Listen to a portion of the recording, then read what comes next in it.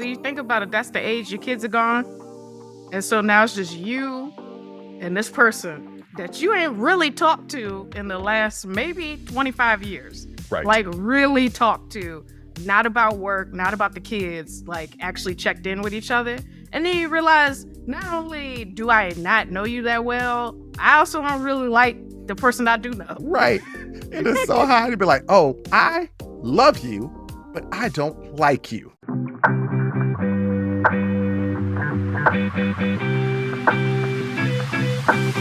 All right.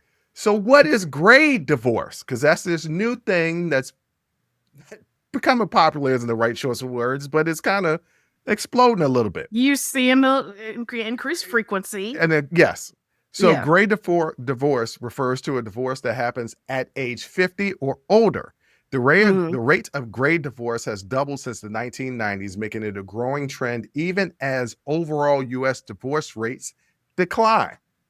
Yeah. So now that I told you what a grade divorce is, if you think about it, are you seeing people that are older millennials? Well, no, because I'm an old millennial and I'm 45. So this is Nah, that's Gen X. That's Gen X. Are you looking out and seeing Gen X waking up one day being like, you know what? I'm out. Yeah, I definitely do. Because you think about it, that's the age your kids are gone. And so now it's just you and this person that you ain't really talked to in the last maybe 25 years. Right. Like really talked to, not about work, not about the kids, like actually checked in with each other. And then you realize not only do I not know you that well, I also don't really like the person I do know. So, I'm just gonna get out of here. You know, we just separate amicably. So I'm going to get into what are the key reasons for the rise of the great divorce. And that's one of the reasons. I think another thing that people don't talk about often is, you know, they call it the 7-year itch. Like when marriages get to about that 7 year, there starts to be a little bit of trouble. And then people tend to go divorce or go their own ways. Like once you make it past that 7-year mark, like you have a higher probability of staying in that marriage, at least in older times before this rise of the great divorce. And I was talking to a friend about it the other day, and I was like, yeah, every 7 years you hit like a new decade, theoretically. Theoretically, depending on when you got married, unless you got married at 20, 30, 40, 50, 7 years, you go from 20 to 30s, 30s to 40, 40s to 50s. Yeah. Yeah. I was saying I'm a completely different person. Even if you just take 7 years into account, I'm a completely different person than I was at the age of 38. Yeah. Like my personality is still virtually the same, but the way I handle and move in certain situations is a complete 180, right? And that's 7 years. So that would mean that I'm a much different person than I was 7 years ago. Prime example, there was a woman, another story. There was a woman that I briefly dated, like went on a couple of dates. Had to be like 2016, 15, 16. So close to 10 years ago. Didn't really care for me all that much. Because why? Real arrogant. I'm real full of myself. All right. Still some ways, but I've calmed down a little bit. We follow each other on Instagram and she's learning more and more about me through the podcast. Yeah. Because we really talk or hang out. You know, we send each other messages, you know, happy birthday, happy holidays, things like that. But we haven't had no in-depth conversations. And then sometimes during these messages, it will turn into a back and forth conversation. And she was like, this is not the person I remember. I was like, yeah, that person I'm not the same person anymore. We grow and evolve. And so if she had started dating, if she fell in love, she didn't, but if she had dated me and fallen in love with that Bruce in 2015 or 16, the one that she woke up to today is not that same person. And if you are busy with kids and work and things of that nature, you can wake up and be like, who the hell am I with? Because this wasn't the person that I met all those years ago. Yeah. The hope is, of course, that you like grow together, right? That you're maybe not on the same track, but you're running parallel. But a lot of people find out that they perpendicular, or they just in a whole other direction, just not even on the same book, page, library, they're not close. So I could definitely see that. And I feel like it's an age where you're established financially, or you should be. So it's like it ain't no thing for them to be like, yeah, let's go on and have a parting of the ways. Yeah, so that's also another one. You jumping all on the reasons before I can get to them, but that's okay. Oh, We can I didn't just, even read them. Sorry. yeah, I This know is you just didn't. That's my okay. own mind. Okay. All right, some of the key reasons for the rise in the Great Divorce: longer life expectancy. This is not something that we talked about. People are living longer, prompting them to reassess their relationships later in life. Many people decide not to spend decades more in unfulfilling marriages. So, I mean, people just like, hey, look, my Mima didn't make it to 65, but I'm Right. 55 and I'm running, I'm going to the Yeah. gym. The doctors say Yeah. I'm healthy. Yeah. I might got another 40 years. I don't want another 40 years in this existence. No. Hell no. To be what? Your nurse? No. No. Changing I'm still Go I'm ahead. still out here going to painting sips and happy hour. And Like brunch and and brunch. brunch. Still listening to And trap brunch. music. Still listening to Still trap. listening to trap music. Yes. So I'm going to music festivals and all kind of stuff with my tent. And I'm out here. I'm Right. not trying to set up. No. All right, so there's also another reason: changing social norms. Divorce has become less stigmatized, and there's more social acceptance of ending unhappy marriages, even after decades together. But I mean, you still are like, Miss Susie and James decided to get a divorce, but they've been married for 50 years. 50 years Hmm. was a couple of And years too long for they them. they were miserable every day. You ain't seen them at church. They weren't even sitting together. No, the kids was always in between them. They didn't even sit together in the pew. You know, something else that we didn't talk about, typically as you get older, they say what happens when you get older is that you become more conservative. I Mm, think you become more conservative because you become more fearful as yeah. you move away from certain things. Let's just say you climb that economic ladder, as you move further and further away from more working class or poor people, that Hmm. can scare you because it's not familiar to you anymore. And I think Yeah. that's the reason why people become conservative.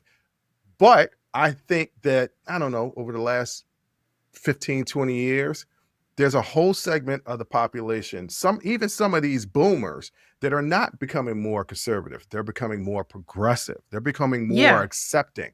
So if you're Yeah, in a because relationship, their children, their grandchildren, their great grandchildren sometimes are queer and they dating another race, or they're transracially adopting. that's what transracial actually means, ladies and gentlemen, not what Donna Briggs was doing.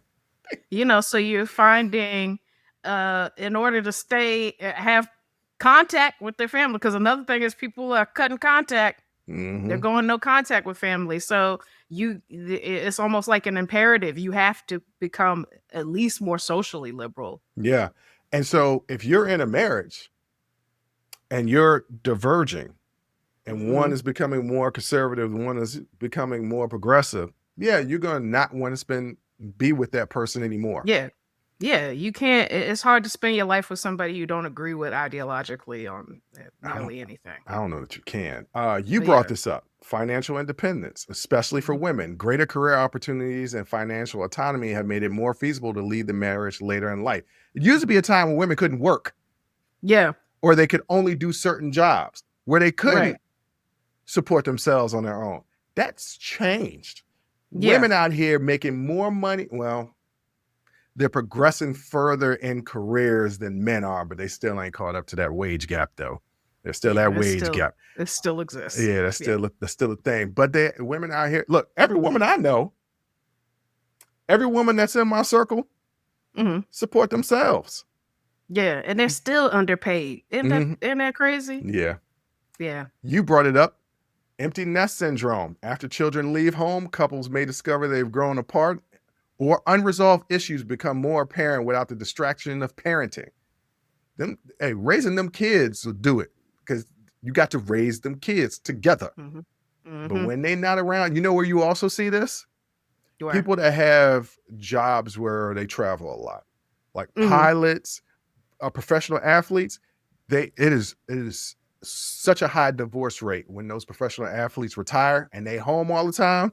Yeah, because I got used to you not being here for Yeah, 9 months out of the year. right. It is so high to be like, oh, I love you, but I don't like you. Mm-hmm. You get on my last nerve. D- Everything about you pisses me off. Not everything about you. I don't like the way you chew. I don't like the way you breathe through your nose. I don't like that, none of it. We got to, and I'm too up in age to be dealing with this. Ain't no dilly dallying in no marriage. No, Not when you in your 50s. Look, no. that's this. Hey, it might be the twilight, but it might not be. And like I'm saying, you don't want to be unhappy for the next 40 years. Mm-hmm. So you got to make it go. These two things I think are connected. Personal fulfillment. Many seek happiness and self-actualization in later years, choosing to start anew rather than settle, and a shift in gender demographics. More women are seeking divorce and often due to unmet emotional needs, infidelity, or abuse. And today, they are in stronger position to rebuild their lives independently. So that's another thing. Back in the day, a woman might be in a horrible marriage where her husband Yeah. is cheating all the time or she's being abused all the time.